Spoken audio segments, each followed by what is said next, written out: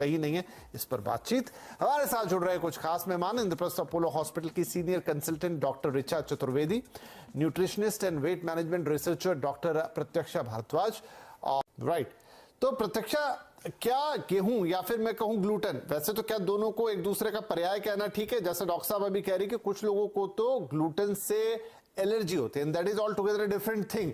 लेकिन आम व्यक्ति जिसको ग्लूटेन से कोई प्रॉब्लम नहीं है या जिसको आटे से कोई प्रॉब्लम नहीं है गेहूं के, उसके लिए भी गेहूं का आटा कंपैरेटिवली हानिकारक है? मैं इसमें ये कहना चाहूंगा कि मैं मानता हूं कि एलर्जी है तो आपको अवॉइड करना जरूरी है। As a being weight loss expert अगर जो मैं बात करूं तो देखिए कि आमतौर पे वजन घटाने के लिए ही रोटी बंद करा दी जाती है, पर अगर जो मैं अपनी बात करूं तो मैं समझता हूं कि रोटी छोड़ के भी वजन नहीं घटाना चाहिए, क्योंकि दैट इज काइंड ऑफ कि हम लोग बड़ी पीढ़ियों दर पीढ़ी से रोटी खाते आ रहे हैं। मेरे पूर्वज, उनके पूर्वज रोटी खाते थे, तो अचानक से उसे एकदम से स्किप कर देना और फिर ऐसा ना हो कि हम लोग अचानक से, क्योंकि जब हम किसी चीज को जबरदस्ती रोकने की कोशिश करते हैं तो कई बार क्या होता है कि हमारी उसके लिए ना एक, जिसे कहते हैं ना, भूख बहुत ज्यादा बढ़ जाती है, तो हम अचानक से बहुत ज्यादा खाने की उस चीज को कोशिश करते हैं। तो मैं समझता हूं कि पहले इस चीज को जान लेना जरूरी है कि आर यू एलर्जिक और नॉट, कि आपको एलर्जी है या नहीं है। अगर जो आपको एलर्जी है ग्लूटेन से या फिर आपको एलर्जी है व्हीट से, तो आप उसे अवॉइड करें। अदरवाइज नो डाउट, जैसे डॉक्टर साहब ने भी बोला कि उसे आप थोड़ा कम कर सकते हैं कि आप अपना ग्लाइसेमिक इंडेक्स को मेंटेन करें, आप अपने लाइफस्टाइल को मेंटेन करें, जिससे क्या है कि आपके ऐसा ना हो कि वो आपको कोई एडवर्स इफेक्ट या साइड इफेक्ट दे। देखो, हम लोग अक्सर एक चीज सुनते आ रहे हैं, बड़े सदियों से सुनते आ रहे हैं, excess of everything is injurious. अगर जो आप नॉर्मल डाइट ले रहे हैं, जितनी आपकी रूटीन डाइट है, डिसिप्लिन डाइट ले रहे हैं, तो मेरे हिसाब से उसमें कोई दिक्कत नहीं है। पर अगर जो बहुत ज्यादा ही, मान लो कई बार जैसे सब्जी अच्छी बनी होती है तो कुछ लोग क्या करते हैं, 2 की जगह 3 रोटी खा लेते हैं, तो वहां पे आके वो कहीं ना कहीं नुकसान देती है, क्योंकि उसको पचाना हमारी आंतड़ियों के लिए मुश्किल हो जाता है, जिसकी वजह से हमें एब्डोमिनल प्रॉब्लम्स, जिसे हम आम भाषा में अफारा बोल देते हैं या ब्लोटिंग बोल देते हैं, वो आने की समस्याएं आती है। तो मेरे हिसाब से अगर जो हम एलर्जी की बात करें तो एलर्जी टेस्ट, अगर जो लगता है कि यू आर सफरिंग फ्रॉम, कि आपको कहीं ना कहीं आईबीएस, इरिटेबल बाउल सिंड्रोम की प्रॉब्लम है या बीइंग ईटिंग डिसऑर्डर की प्रॉब्लम है या आप एलर्जिक फील कर रहे हैं, तो ठीक है, आप उसे अवॉइड करिए और आप मोटे अनाज खाइए। अदरवाइज नो डाउट कहीं ना कहीं मोटा अनाज सेहत के लिए फायदेमंद रहता है, पर फिर वही बात की कॉन्टिन्यूस एक चीज पे रहने से कई बार क्या होता है कि हम लोग एक ही तरीके के विटामिन या मिनरल्स लेते रहते हैं और जो दूसरी चीजों से हमें जो जरूरी विटामिन या मिनरल्स मिलने की जो जरूरत होती है वो हम लोग पूरी नहीं कर पाते।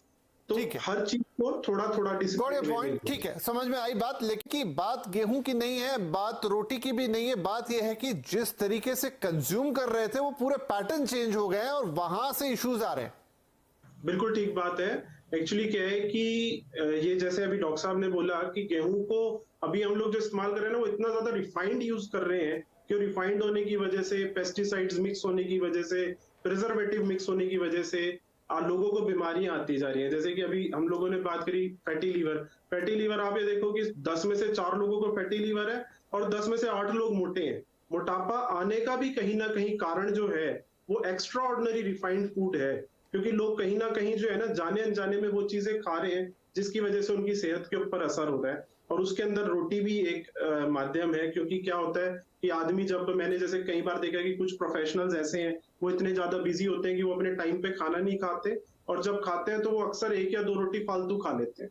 तो कहीं ना कहीं उनके ग्लाइसेमिक इंडेक्स बदलते हैं, जिसकी वजह से उन्हें डायबिटीज होने की समस्या, ब्लोटिंग होने की समस्या, पेट में अफारा आना, एसिडिटी होना, गैस बनना, ये समस्याएं सारी की सारी आती है। तो मैं समझता हूँ कि ये जो हम लोग फूड की जो प्रोसेसिंग है, जिसे हम चेंज कर रहे हैं, उसकी वजह से समस्याएं, और आजकल लोगों के पास जो समय नहीं है वो भी एक सबसे बड़ा कारण है। मुझे लगता है कि इसे बदल पाना बड़ा मुश्किल है। हाँ, थोड़ी ये प्रैक्टिकल दिक्कत तो है कि सारी चीजें पैकेट वाली यूज हो रही हैं, पिसा चीजें। बिल्कुल ठीक बात है, आपको इसे एक टाइम अपनी डाइट में जरूर जोड़ना चाहिए। बाकी मैं एक चीज मानता हूँ, देखिए हम लोग, साइंस अपडेट होती जा रही है, हमारे फोन्स, हमारे टीवी, हमारे कपड़े पहनने का तरीका, सब कुछ अपडेट हो रहा है। तो मैं एक चीज इसमें जरूर मानता हूँ कि कई बार क्या होता है कि as a being an expert, मैं अपने मरीज के ऊपर कोई चीज थोप देता हूँ, मैं उसे कह देता हूँ कि आप इस बजे, इतने बजे ऐसा कुछ कर लीजिए। मेरे पास क्या होता है, देखिए मल्टीपल टाइप के मरीज आते हैं, तो हम लोग क्या देखते हैं, कई लोगों का वर्क शेड्यूल ही रात का है या कई लोगों का पर्टिकुलर टाइमिंग है कि 8 घंटे वो अपने ऑफिस से निकल ही नहीं सकते। तो मुझे लगता है कि कहीं ना कहीं हमें उनकी समस्याओं को समझ के डाइट को उसी तरीके से चेंज करना भी जरूरी है, जिससे हम लोग उन्हें बेटर रिजल्ट्स दे सकें। तो मेरा मानना ये है कि डाइट्स को अचानक से चेंज कर देना, हाँ छोटी वो ठीक है, वो समझ गया आपकी बात कि वो सब पे लागू नहीं होगा, लेकिन आप नहीं उनके लिए होगा। क्या किया जा सकता है, अगर क्विकली वो बताएं। क्विकली उसमें ये है कि आप एक टाइम मिलेट्स अपनी डाइट में जोड़ दीजिए। खाना खाने से पहले सलाद जरूर खाइए, और अगर जो आपको 3 रोटी की भूख है तो आप कोशिश करिए कि 2 रोटी खाइए। जी नॉर्मल रूटीन का 10 से 15 मिनट का वॉक भी अगर जो कर लें, that is more than enough, एक अच्छा लाइफस्टाइल ठीक मेंटेन है। करने।